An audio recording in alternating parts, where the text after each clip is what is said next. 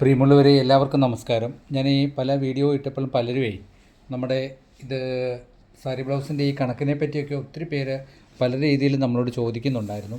അപ്പോൾ ഇപ്പം നമ്മൾ എത്തിയിരിക്കുന്നത് നമ്മൾ ഈ സാരി ബ്ലൗസിൻ്റെ കണക്കുകളെ പറ്റി കണക്ക് മാത്രം നിങ്ങൾക്കൊന്ന് പറഞ്ഞു തരാൻ വേണ്ടിയാണ്. കണക്ക് മാത്രം. അപ്പോൾ എങ്ങനെയാണ് ആ കണക്ക് നമ്മൾ ചാർട്ട് ചെയ്യുന്നത് എന്ന് വെച്ചാൽ, ക്ലാസിക്കൽ കണക്കിന് നമ്മൾ ഒരിക്കലും ഇറക്കം ഇടുന്ന കാര്യത്തിൽ നിർബന്ധമായ ഒരു കാര്യം ഇല്ല. അത് നമ്മൾ എത്രത്തോളം അളവാണോ ആ അളവിൻ്റെ തിയറി അനുസരിച്ചുള്ള ഇറക്കമാണ് നമ്മൾ കൊടുക്കുന്നത്. ഇപ്പം നമ്മൾ ഈ പാറ്റേൺ വെട്ടാനായിട്ട് കാണിച്ചിരിക്കുന്ന 13 ഇഞ്ച് ലെങ്താണ് ഇതിന് കൊടുത്ത് എന്ന് പറഞ്ഞതുപോലെ തന്നെ നമ്മൾ ഓരോ ചാർട്ടിനും ഹാംഗോളിൻ്റെ ഒരു ഹാംഗോൾ ഇടുന്നതിനും ഷോൾഡർ ഇടുന്നതിനും ഹാംഗോൾ അതായത് കൈക്കുഴി താക്കുന്നതിനും നിങ്ങൾക്ക് എത്രത്തോളം പ്രയോജനമായ രീതിയിൽ ഒരു വീഡിയോ പറഞ്ഞു തരാം. ഇപ്പോൾ എത്രയും പെട്ടെന്ന് മനസ്സിലാകുന്ന രീതിയിൽ പറഞ്ഞു തരാൻ വേണ്ടിയാണ് ഇന്നത്തെ ഇത് നമ്മൾ എത്തിയിരിക്കുന്നത്. അപ്പം നിങ്ങൾക്കറിയാമല്ലോ, ഈ ഏത് സൈസുകൾ നമ്മൾ തയ്ച്ചാലും നമുക്ക് ഈ ഒരു സൈസിൻ്റെ അളവ് മാറുന്നില്ല. ഇത് 1.5 1.25 ഒരു കാരണവശാലും ഇതിന് വ്യത്യാസം വരില്ല. ഏതാണ് നമ്മൾ ഹാംഗോൾ മാർക്ക് ചെയ്യുമ്പം ഹാംഗോളിൻ്റെ ഈ ഒരു സൈഡുണ്ട്, ഇവിടെ മാർക്ക് ചെയ്യുന്ന സൈഡിൽ ഒരു കാരണവശാലും 1.25 ഒട്ടും ഇത് താക്കല്ല, 1.5 പോകണം. രണ്ടാമത് വ്യക്തമാക്കി നമുക്ക് തരാനുള്ളത്, ഹാംഗോൾ നമ്മൾ എത്രയും താത്തതിൽ ഷോൾഡറിൻ്റെ തുമ്പ് തള്ളിയിട്ട് ഇതിൻ്റെ സെൻറ്റർ ഇപ്പോൾ 6 ഇഞ്ച് ആണെങ്കിൽ ആ 6 ഇഞ്ചിൻ്റെ പകുതി 3 ഇഞ്ച് ഇട്ടിട്ട് ആ 3 ഇഞ്ചിനേ ഉള്ളൂ ഈ റൗണ്ട് പോകാവുള്ളൂ. ഈ കാര്യം പ്രത്യേകം നിങ്ങൾ ശ്രദ്ധിച്ച് തന്നെ ചെയ്യണം. അത് ചെയ്തില്ലെങ്കിൽ ആ ഭാഗത്ത് വരുന്ന കംപ്ലൈൻറ്റ് എന്ന് പറഞ്ഞാൽ ഫ്രണ്ട് കൈക്കുഴിയെ തന്നെ ഈ ഒരു ഭാഗം ബാധിക്കും.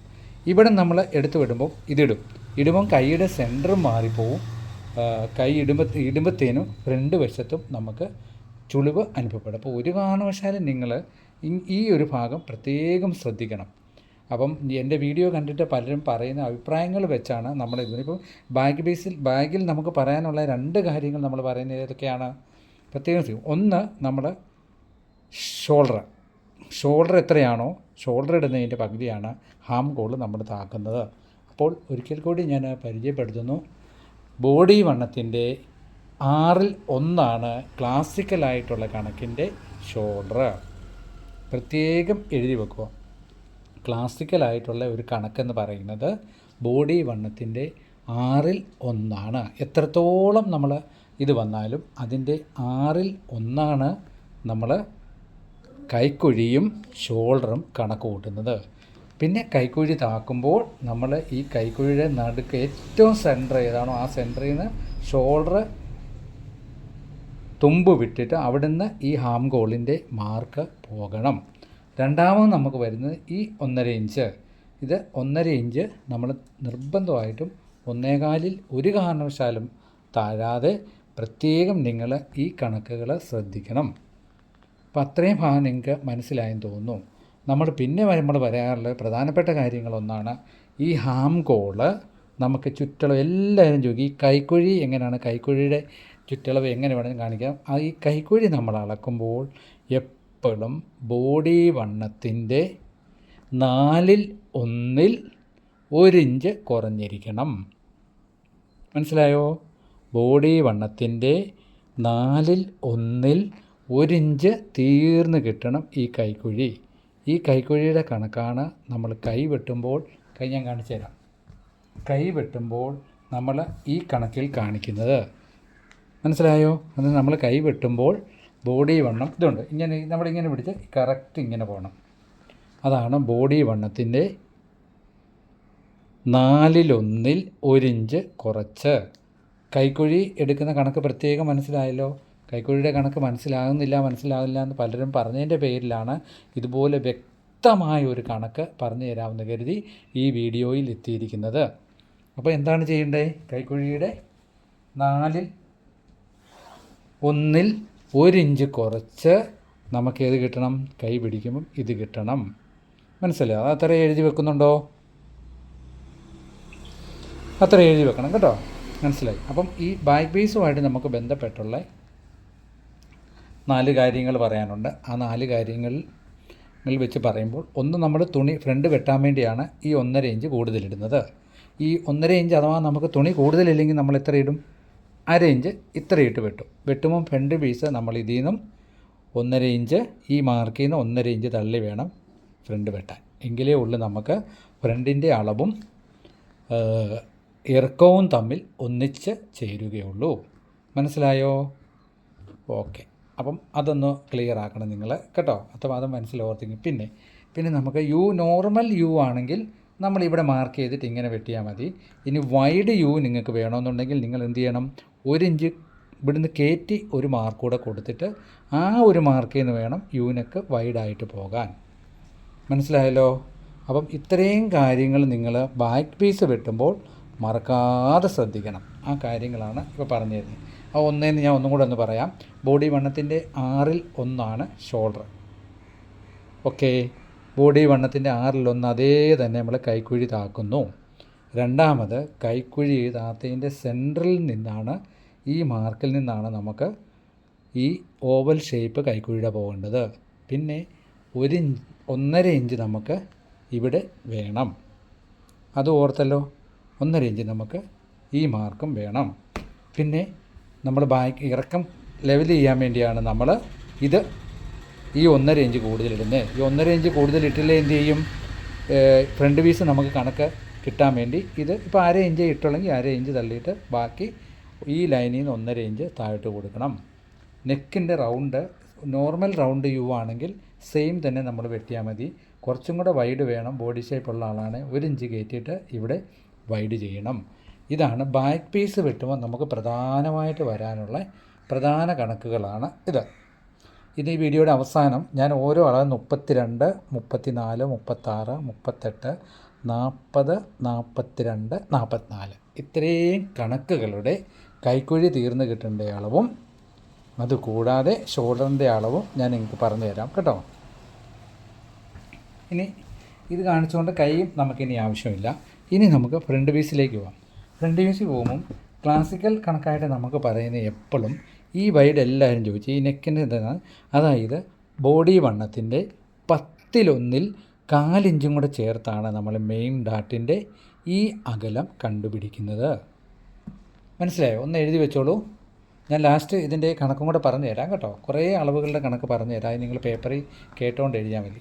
ബോഡി വണ്ണത്തിൻ്റെ 10-1 ഭാഗമാണ്. അതിൽ 4 ഇഞ്ചും കൂടെ ചേർത്താണ് നമ്മൾ ഇത് വിത്ത് കണ്ടുപിടിക്കുന്നത്.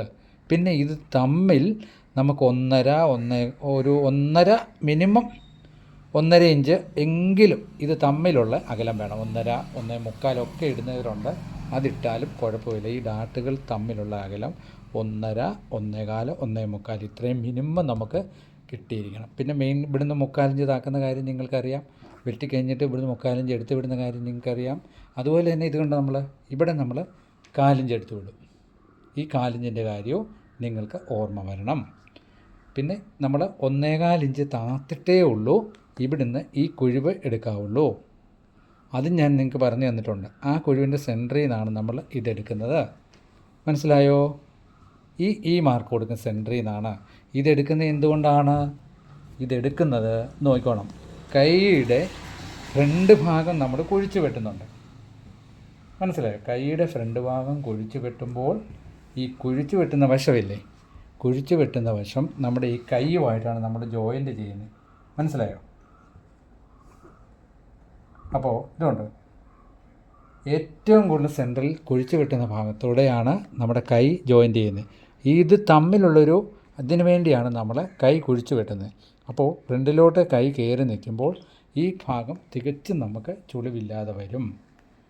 കണ്ടോ? ഇങ്ങനെയാണ് നമ്മൾ വെട്ടുന്നത്. ഈ വെട്ടുമ്പോഴത്തേന് ഈ കൈ തമ്മിൽ ജോയിൻ്റാണ്. ഇപ്പം നിങ്ങൾ ഇങ്ങനെ കാണിക്കാം. കണ്ടോ?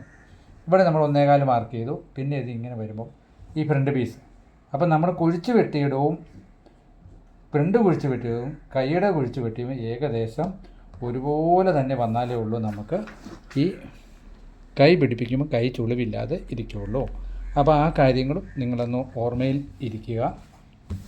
അപ്പോൾ ഫ്രണ്ട് പീസുമായിട്ട് നമുക്ക് വരുന്ന പ്രധാന സംശയങ്ങളിൽ ഉള്ള കാര്യങ്ങൾ ഞാൻ നിങ്ങൾക്കൊന്ന് പറഞ്ഞ് തരാം. ഒരിക്കൽ കൂടി സൂചിപ്പിക്കാം. 1.25 ഇഞ്ച് 1.5 ഇഞ്ച് താത്തേ ഉള്ളൂ ഈ ഫ്രണ്ടിൻ്റെ ഇതെടുക്കാവുള്ളൂ. 2 പിന്നെ ഈ സെൻറ്റർ 10-1 ബോഡി വണ്ണത്തിൽ 10-1 4 ഇഞ്ച് ചേർത്തെടുക്കണം. ഇതിൽ നിന്ന് 1.5, 1.25 ഈ ഡാട്ടുകൾ തമ്മിൽ വ്യത്യാസം വരണം. അത് കുറച്ച് വെച്ചോണം. പിന്നെ 1/4 ഇഞ്ച് ഇവിടെ എടുത്ത് വിടണം. അത്ര മാത്രമേ ഉള്ളൂ. നമുക്ക് ഫ്രണ്ട് പീസ് ശ്രദ്ധിക്കാം. കൈയുടെ കാര്യം പറഞ്ഞു തന്നു. പിന്നെ നമുക്ക് വേണ്ടത് ഇതാണ് പടിപ്പീസ്. ഈ പടിപ്പീസ് നമ്മൾ വെട്ടുമ്പോൾ ഇതുണ്ട്, ഈ സൈഡ് ഇവിടെ നമ്മളൊരു 1/4 ഇഞ്ച് എടുത്ത് വിടും. ഈ 1/4 ഇഞ്ച് എടുത്ത് വിടുന്നത് നമ്മുടെ നെക്കിന് വരെ പിടുത്തം കിട്ടാൻ, നെക്കിൻ്റെ ചുളിവുകളെ വരെ ബാധിക്കുന്ന ഒന്നാണ് ഇത്. 1/4 ഇഞ്ച് നമ്മൾ എടുത്ത് കൊടുത്തിട്ട് ചെറിയ ലൂസുണ്ട്, ഇവിടെ നമ്മളൊരു അയയും കൂടെ കെട്ടിക്കൊടുത്ത് ആ ഹുക്ക് കയറ്റി പൂട്ടുമ്പോൾ ഈ വശം നല്ല ടൈറ്റായിട്ട് നിൽക്കുമ്പം ഇത് നേരെ, അതായത് ഞാൻ ഫ്രണ്ട് വെച്ച് കാണിച്ചു തരാം. ഡാട്ട് പിടിച്ച് കഴിഞ്ഞിട്ട് നമ്മൾ ഇവിടം ടൈറ്റ് ചെയ്യുമ്പോൾ ഈ ടൈറ്റ്നെസ് ഈ ഭാഗങ്ങളിലേക്ക് പോകും സാർ. ഈ 1/4 ഇഞ്ച് കൊടുത്ത് ഇവിടെ ടൈറ്റ് ചെയ്യുമ്പം ഇത് ക്രോസ് കട്ടിങ്ങും കൂടെ ആണെങ്കിൽ തീർച്ചയായിട്ടും ഈ ഭാഗത്തിൻ്റെ ഒരു ടൈറ്റ് ഇങ്ങനെ പിടുത്തം വരും. ഇങ്ങനെ പിടുത്തം വരുമ്പോഴാണ് ഇത് ചുളിവില്ലാതെ കറക്റ്റായിട്ട് ബ്ലൗസ് നിൽക്കുന്നത്. നിങ്ങൾ പല വീഡിയോയും കണ്ടിട്ടുണ്ട്, ഇത് 1/4 ഇഞ്ച് എടുത്ത് വിടണമെന്ന്. പക്ഷേ ഇത് ഏത് ദിശയിലേക്കാണ് ഇത് നമുക്ക് പ്രയോജനപ്പെടുന്നതെന്ന് പറഞ്ഞിട്ടുണ്ട്, ആരും പറഞ്ഞു തന്നിട്ടില്ല. കാരണം ഇവിടെ 1/4 ഇഞ്ച് എടുത്ത് കൊടുത്താൽ ഇത് ക്രോസായിട്ട് തന്നെ ഇവിടെ ഒരു പിടുത്തം വരും. അപ്പം കൈ പീസ് നല്ല ക്ലിയറായിട്ട് നിൽക്കും. ഇവിടെ 1/4 ഇഞ്ച് കൊടുക്കുമ്പോൾ ഈ നെക്കിൻ്റെ ഈ സൈഡിലാണ് പിടുത്തം വരുന്നത്. ഇതിലോട്ട് പിടുത്തം വരുമ്പം നെക്ക് യു വെട്ടിയാൽ നെക്ക് യു കറക്റ്റായിട്ട് നിൽക്കും. അപ്പം ഇതുപോലാണ്. ഇത്രയും കാര്യങ്ങൾ നിങ്ങൾ പ്രത്യേകം ശ്രദ്ധിക്കുക. അതിലുപരി എനിക്ക് ഇനിയിപ്പം ഞാൻ അതിൻ്റെ കണക്ക് കാര്യങ്ങളൊന്ന് പറഞ്ഞു തരാം. നിങ്ങൾ പേപ്പർ എടുത്തിട്ട് പ്രത്യേകം ഒന്ന് നോക്കിക്കോണം. ഞാൻ ഓരോന്നിൻ്റെയും കാര്യങ്ങൾ പറഞ്ഞു തരാം. അപ്പോൾ നമ്മൾ 32ൻ്റെ ഒരു സൈസ് പറയുവാണെങ്കിൽ അതിൻ്റെ 4/1 പറയുമ്പോൾ 8ആണ്, അത് ഓർത്തോണം. പിന്നെ 6/1 പറയുമ്പോൾ 5.33 വരും. ഈ വക കാര്യങ്ങൾ അതുപോലെ കാൽക്കുലേറ്റ് ചെയ്ത് നിങ്ങൾ നോക്കണം. 34 വരുമ്പോൾ 8 വരും. 4/1 എന്ന് പറയുമ്പം അത് 8ആയി, 8.5 വരും. പിന്നെ അതുപോലെ 6 വരും. പിന്നെ 6/1 പറയുമ്പം 5.67 അങ്ങനെയൊക്കെ വരുന്ന കണക്കുകളാണ്. ഇത് നിങ്ങൾ കാൽക്കുലേറ്റ് ചെയ്ത് പഠിച്ച് അതുപോലെ നിങ്ങളിനെ മനസ്സിലാക്കി നിങ്ങൾ മുന്നോട്ട് പോവുക. ഇപ്പം നമ്മൾ ഏത് വണ്ണത്തിൻ്റെ ആണെങ്കിലും നമ്മൾ വണ്ണത്തിൻ്റെ 6/1 ഹരിക്കുക, ഷോൾഡർ കൊടുക്കുക, കൈക്കുഴി കൊടുക്കുക. വണ്ണത്തിൻ്റെ 4/1 ഹരിക്കുക, അതിൽ കിട്ടുന്ന ഗുണനഫലത്തിൽ നിന്നും 1 ഇഞ്ച് കുറച്ച് ഹാം ഗോൾ കറക്റ്റ് ചെയ്യുക. 10/1 കാണുക, 4 ഇഞ്ച് കൂട്ടി മെയിൻ ഡക്കിന് മാർക്ക് ചെയ്യുക.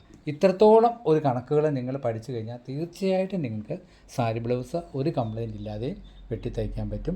ഇനി അടുത്ത വീഡിയോയുമായിട്ട് ഞാൻ വരുമ്പോൾ നമുക്ക് പുതിയ ഐഡിയാസ് നിങ്ങൾക്ക് തരാം. അതനുസരിച്ച് നിങ്ങൾ സാരി ബ്ലൗസൊക്കെ വെട്ടിത്തയ്ച്ച് ഏറ്റവും നല്ല മിടുക്കരായി ടൈലറായിട്ട് മാറട്ടെ. ഈശ്വരൻ്റെ അനുഗ്രഹം എന്നും കിട്ടട്ടെ എന്ന് പ്രാർത്ഥിച്ചുകൊണ്ട് നമുക്ക് അടുത്ത വീഡിയോയിലേക്ക് പോകാം. മറക്കാതെ ചാനൽ സബ്സ്ക്രൈബ് ചെയ്യുക. താങ്ക്